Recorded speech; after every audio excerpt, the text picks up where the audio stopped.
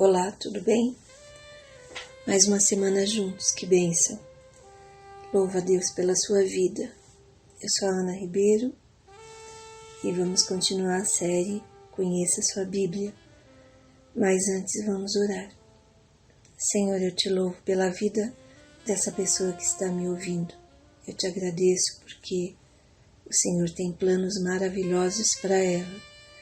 Também eu te agradeço, Pai, porque há coisas na vida dela que o Senhor está restaurando, coisas para a eternidade, coisas que ela até já não pensava mais sobre isso, mas o Senhor está agindo. Eu te agradeço pelo milagre da restauração em todas as áreas da vida dela, restauração emocional, física, nos relacionamentos, financeira também. Te louvo, Pai, porque o Senhor é aquele que endireita nossas veredas. E eu te peço que o Teu Espírito fale com poder e autoridade no coração desse meu amigo, desse meu irmão, dessa minha amiga, dessa minha irmã. Em nome de Jesus, eu te peço, Pai, que o Senhor dê um ânimo novo, uma força nova para ela continuar a jornada que o Senhor tem para ela. Em nome de Jesus. Amém, Senhor. Amém. E nessa nossa caminhada, nessa nossa jornada, nós vamos falar dos dois livros que são referentes ao retorno do povo de Israel, do exílio da Babilônia. Então, a preparação desse retorno, que é a construção dos muros e a construção do templo. E essas narrativas estão nos livros de Esdras e Neemias. O título Esdras e Neemias, na realidade, no início, era um único livro, chamado Livro de Esdras, que foi colocado entre os livros históricos. Na Bíblia hebraica, tudo foi colocado até antes de Crônicas. Crônicas aparecia como o último livro. Mas depois foi feito esse arranjo que nós conhecemos hoje, Não foi alterado o conteúdo. A primeira divisão em dois livros na Bíblia hebraica foi feita em 1448 d.C., foi bem depois. Justamente porque o assunto dos dois tem a ver com a reconstrução de Jerusalém. A autoria e data é Esdras, e o sacerdote escriba é considerado o autor e compilador dos 4 livros históricos, que é 1º e 2º Crônicas, Esdras e Neemias. Foi escrito em mais ou menos 430 e 425 a.C., durante o reinado de Artaxerxes I, rei da Pérsia. Algumas chaves que você vai encontrar nesses livros. Esses livros são muito agradáveis de serem lidos, são curtinhos e trazem lições preciosas. O livro de Neemias é um verdadeiro manual para liderança, como que um líder deve se comportar. Então, tem muitos palestrantes, pessoas que fazem trabalhos de coaching ou mesmo para treino de lideranças empresariais. Muitos deles tiram conceitos do livro de Neemias. Neemias foi um dos homens de maior exemplo do que uma liderança deve ser, como ela deve se comportar. O versículo-chave de Esdras é o 1:3. Qualquer do seu povo que esteja entre vocês, que o seu Deus esteja com ele, e que vá a Jerusalém de Judá reconstruir o templo do Senhor, o Deus de Israel, o Deus que em Jerusalém tem a sua morada. O versículo de Neemias é o 1:4. Quando ouvi essas coisas, sentei-me e chorei. Passei dias lamentando, jejuando e orando ao Deus dos céus. Nós vamos ver por que esses dois versículos são chave mais para frente. A palavra-chave de Esdras é a palavra do Senhor. E Neemias, oração e trabalho. E o capítulo-chave de Esdras é o 6, dedicação do templo. foi construído finalmente, e Neemias 9 reafirma o pacto com Deus ao reconstruir o muro. Mensagem central de Esdras: o lugar e o poder da palavra de Deus na vida espiritual, social e civil de seu povo. E de Neemias: oração, perseverança são condições para o sucesso do trabalho de Deus. Abrangência dos livros. Esdras e Neemias cobrem um período de mais de 100 anos, incluindo os 4 retornos do povo da Babilônia para Judá. O primeiro retorno foi a volta liderada por Zorobabel, o construtor do templo, em 536 a.C. O segundo retorno, liderado por Esdras, o sacerdote escriba e ensinador da lei, em 457 a.C. O terceiro retorno foi liderado por Neemias, o construtor dos muros de Jerusalém, em 444 a.C. O quarto retorno é de Neemias sozinho, em 432 a.C. Então foram 4 movimentos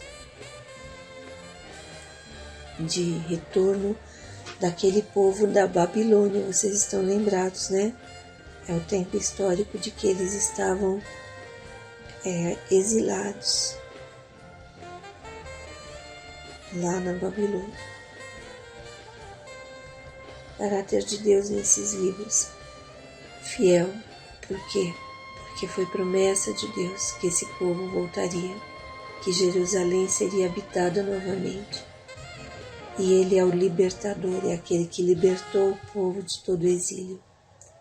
Alguns destaques. Em Esdras, o retorno do exílio, que vai falar do capítulo 1 ao 6, fala de Zorobabel, a edificação do altar, oposição dos samaritanos à edificação do templo, capítulo 4, exortação ao povo judeu a não desistir, capítulo 5, e finalmente o término e a consagração do templo, capítulo 6. Depois do 7 ao 10 vai falar das reformas que Esdras fez, reformas religiosas. Retorno de Esdras a Jerusalém, lista dos judeus que retornaram da Babilônia, uma repreensão sobre casamentos mistos e arrependimento. E esse assunto foi levado muito a sério, porque se vocês se lembram, na história dos reis, Salomão errou justamente por conta de casamentos mistos. Ele casou com mulheres de outras nações que adoravam outros deuses, e elas trouxeram para dentro de Israel os deuses delas, e toda a idolatria começou ali. E, como dizem, né, deu ruim, porque acabou que o reinado foi dividido. E mais para frente, tanto o reino do norte quanto o reino do sul foram para o exílio. E o Senhor deixa explicitamente que foi por causa de idolatria. Então eles levaram a sério isso depois, preocupados com o que pode acontecer. Então esse casamento misto não é porque há outro do outro lugar, é porque a nação de Israel tinha um papel na história da humanidade, o papel de manter-se separada para a vinda do Messias, para anunciar o Messias ao mundo. Então não era para ter outros deuses ali. Então o casamento misto tinha que ser evitado para evitar toda a idolatria. Alguns destaques de Neemias: a reconstrução do templo, do capítulo 1 ao 7. Neemias é quebrantado pela situação de Jerusalém, o versículo 1:4 que fala: ele trabalhava como um tipo de copeiro, primeiro-ministro, alguém conselheiro do rei, alguém que estava do lado do rei. E aí ele teve a notícia de como estava Jerusalém, abandonada, os muros queimados, e estava uma calamidade.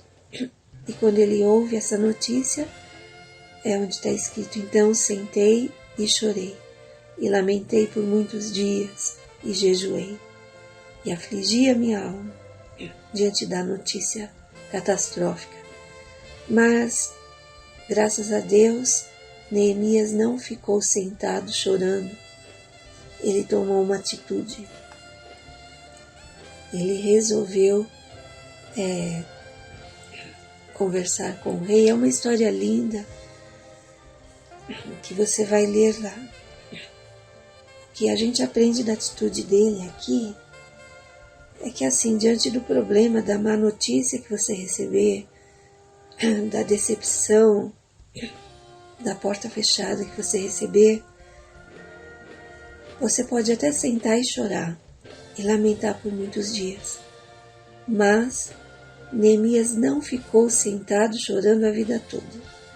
Ele levantou, ele tomou uma atitude. Depois de orar, depois de se quebrantar diante de Deus, ele foi fazer a parte dele.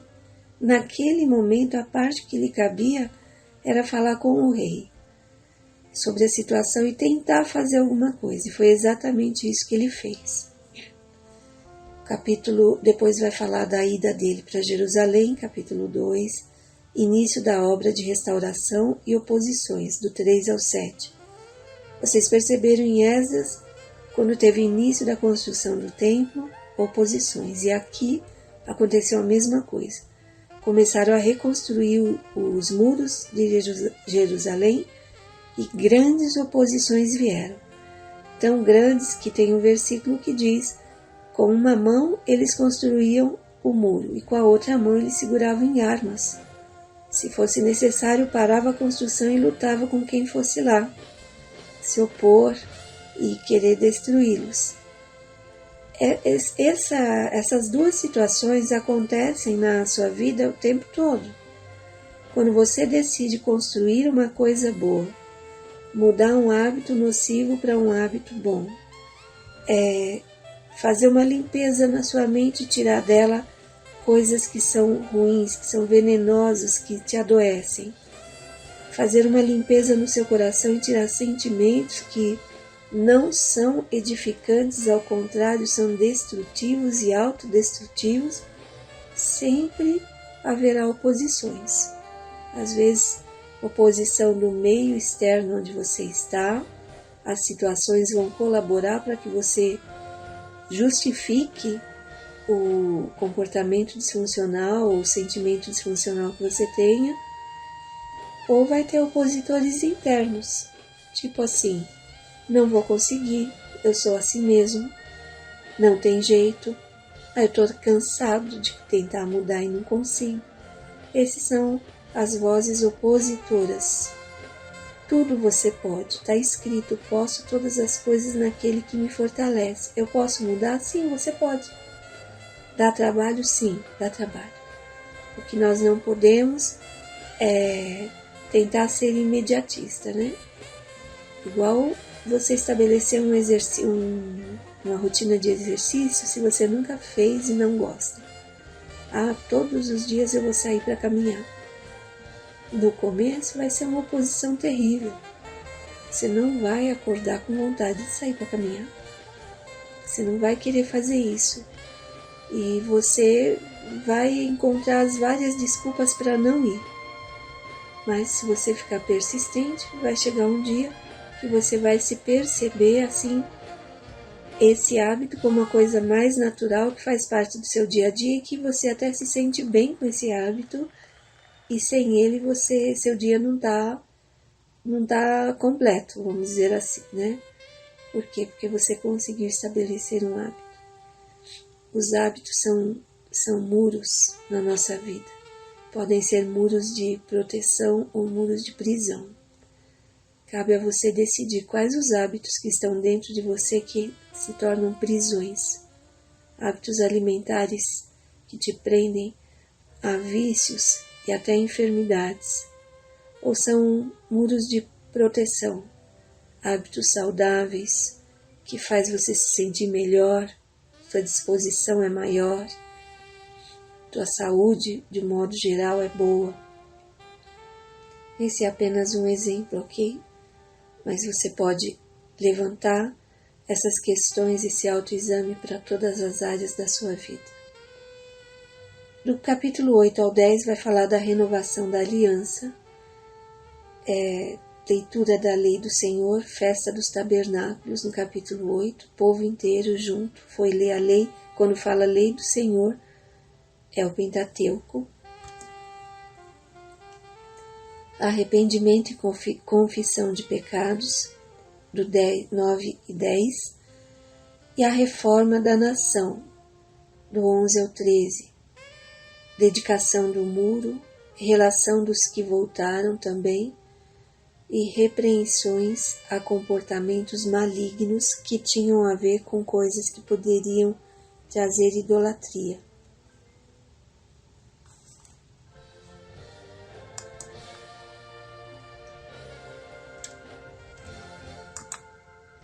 O cenário político desses livros. Esses livros descrevem o princípio da era pós-exílio.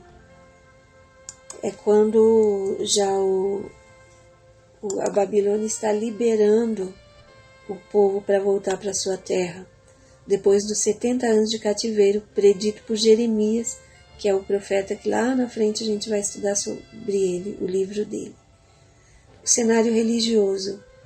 Os decretos dos reis Ciro e Artaxerxes estão em Esdras 1, de 1 a 4, e Neemias 2 e 6, surgiram de suas convicções religiosas sincretistas. O que é isso? É mistura de religiões. Eu acredito num Deus, mas eu também acredito no outro. Se torna um sincretismo religioso. Pega elementos de mais de uma religião formando um pensamento religioso.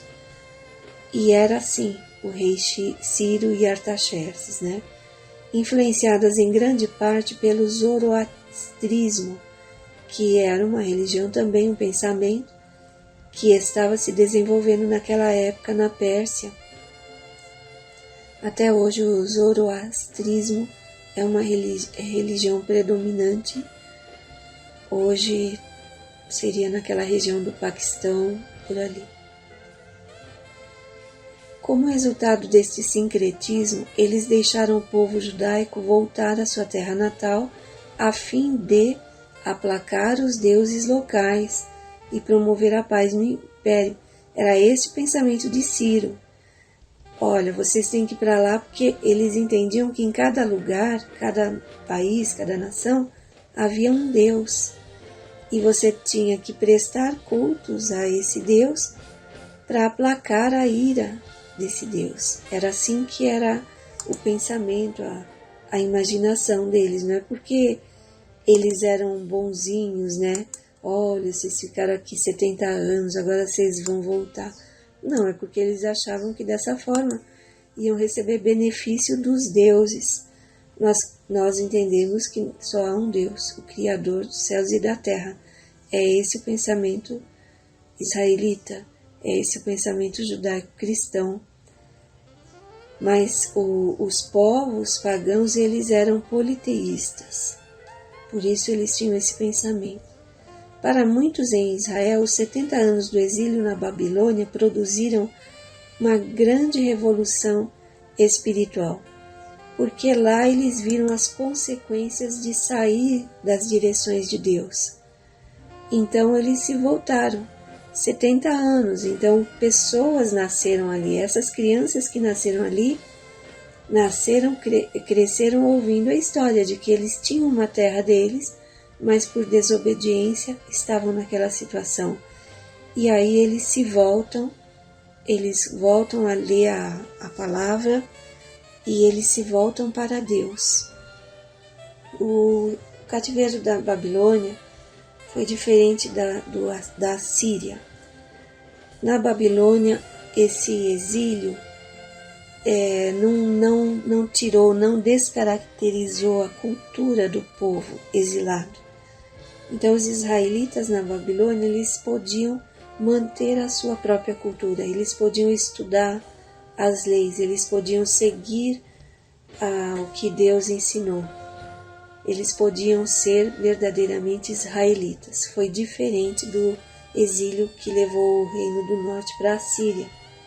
Naquele, a cultura foi pulverizada, propositadamente. Uma miscigenação aconteceu para tirar a característica do povo como um povo. O que caracteriza uma nação e um povo é que essa nação tem idioma próprio, cultura própria, governo próprio, um território próprio, né? Então a Síria fazia questão de destruir a identidade do povo. Aliás, foi nesse contexto que surgiram um povo chamado samaritanos, que lá no Novo Testamento você vai ler a parábola do bom samaritano que Jesus conta, né? E os judeus odiavam os samaritanos. Por quê? Porque os samaritanos eram fruto dessa miscigenação, da mistura com o povo de Israel com outros povos.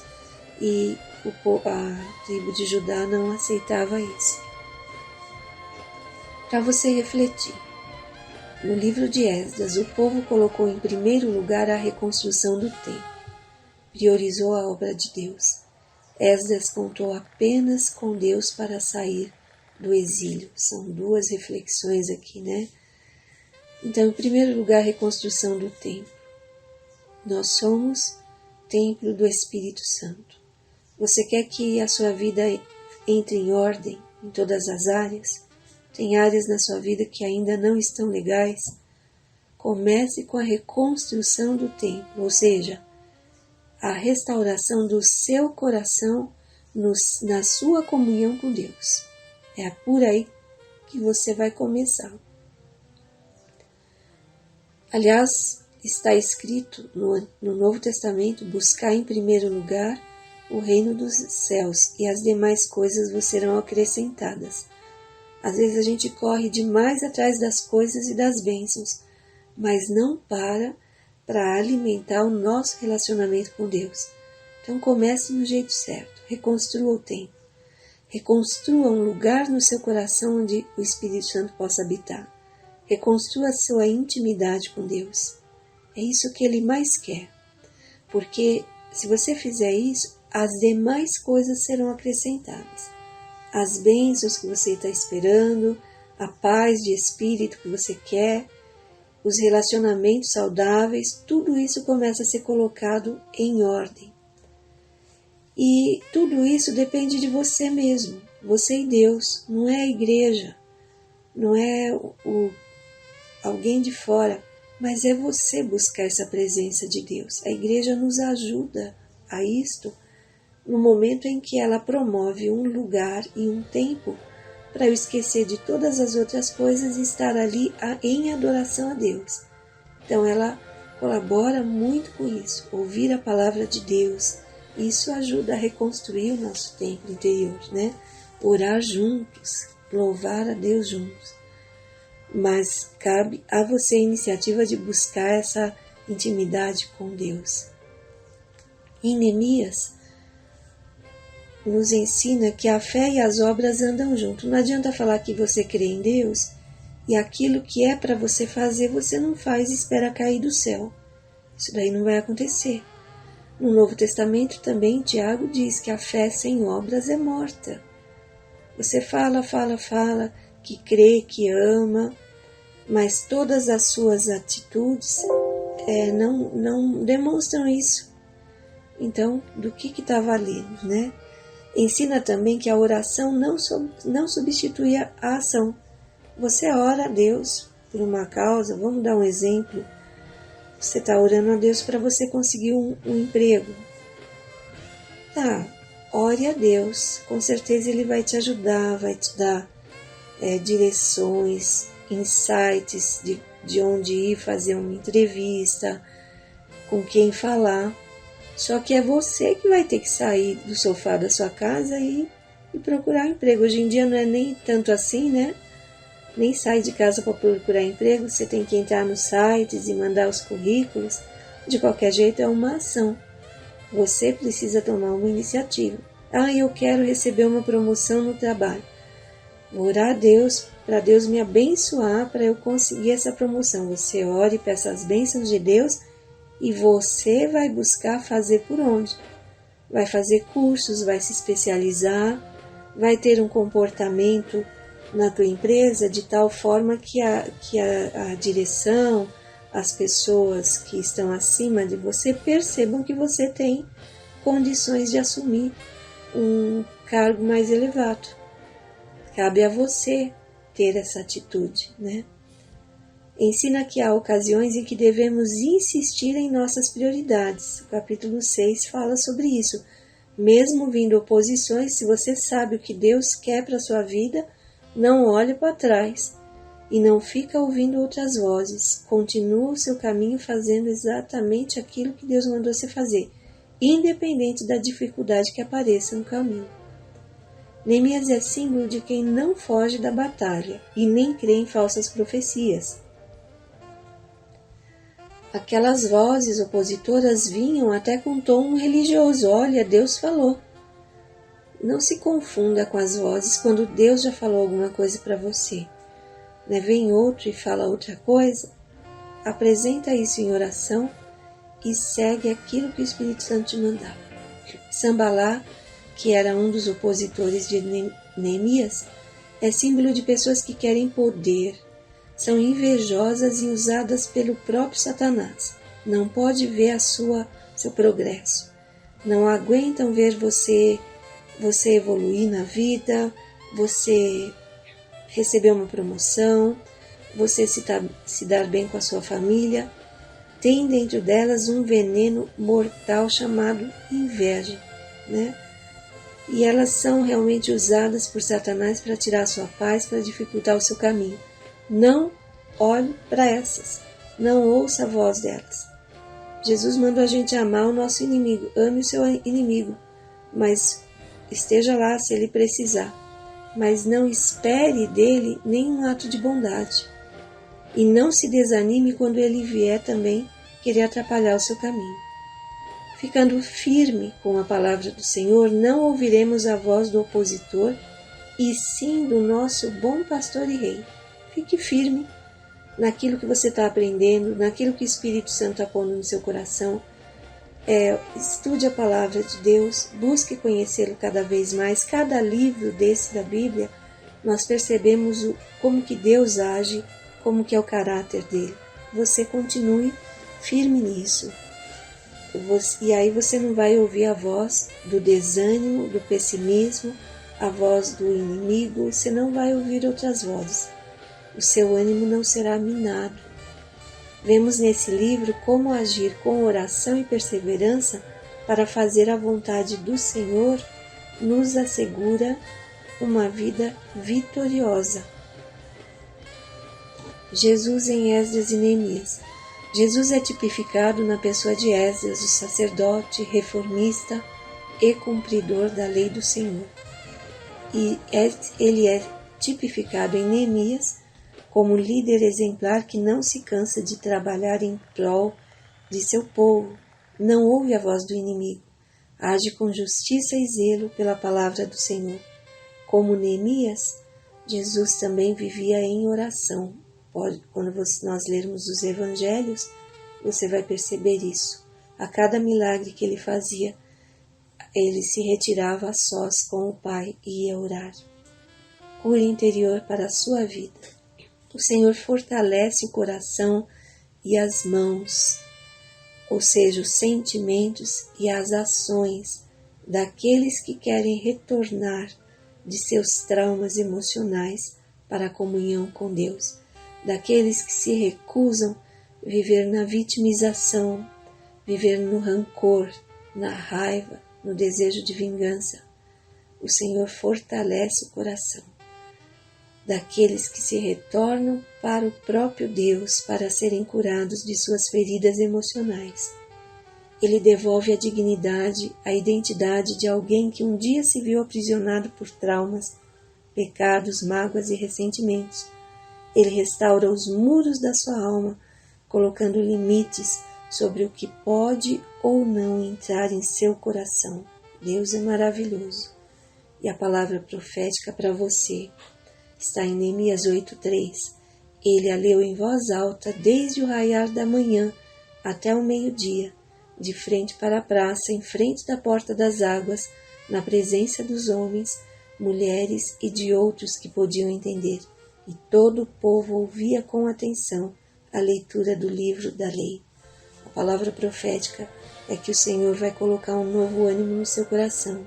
E desde o raiar da manhã até o meio-dia, desde o início de tudo dos seus afazeres até sempre, você vai ter uma disposição para ler, para estudar, para meditar a palavra do Senhor e cultivar a sua comunhão com o Pai. Que Deus te abençoe, que o Senhor continue falando com você. Eu incentivo você a ler esses livros em oração para que o Espírito Santo fale especificamente com você, lições particulares para você. E que Deus te abençoe e te guarde. Tenha uma semana de vitória e até a próxima semana com Jesus sempre. Deus te abençoe e um beijo no seu coração.